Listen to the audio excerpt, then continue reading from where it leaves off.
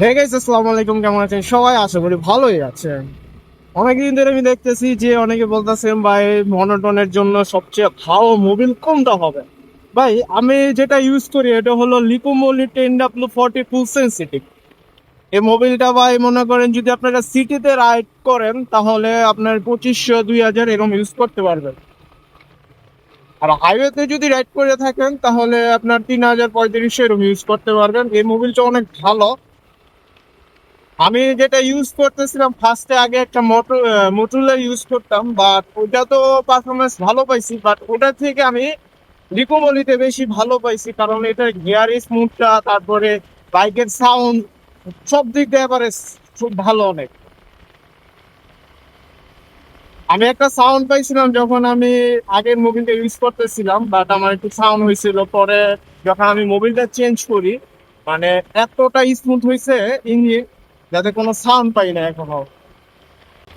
তো যারা মনে করেন আপনার মনোটন বা জিক্সার অন্যগুলো ইউজ করেন, আপনাদের জন্য সাজেস্ট করতে পারি যে লিকুমলি 10W40 ফুল সেন্সিটিভ, যেটা আপনার যদি ইঞ্জিন বেশি চেলে থাকে, মানে গাড়ি অনেক বেশি চেলা থাকে, তাহলে ফুল সেন্সিটিভটা ইউজ করতে পারেন।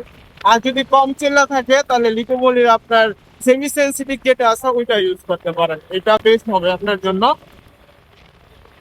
আর সবসময় চেষ্টা করবেন যে একটা টাইম মেনটেন, মানে আপনি 2500 চালাইছেন তারপর আপনার মোবিলটা চেঞ্জ করা যাবে, এরকম একটা টাইম মেনটেন করে মোবিল চেঞ্জ করেন, তাহলে আপনার ইঞ্জিনটা অনেক ভালো থাকবে। আর সবসময় একটু সার্ভিস সেন্টার নিবেন, যদি আপনার সাউন্ড চেঞ্জ হয়ে যায়, কিছু হয়ে যায়, একটু সার্ভিস সেন্টারে নিয়ে এই সাউন্ডগুলো ঠিক করে ফেলবেন। কারণ যদি একটু সাউন্ড নিয়ে যদি আপনারা গাড়ি চালাতে থাকেন, দেখবেন আস্তে আস্তে ওই ইস্যুটা আর অনেক বড় হয়ে উঠতেছে।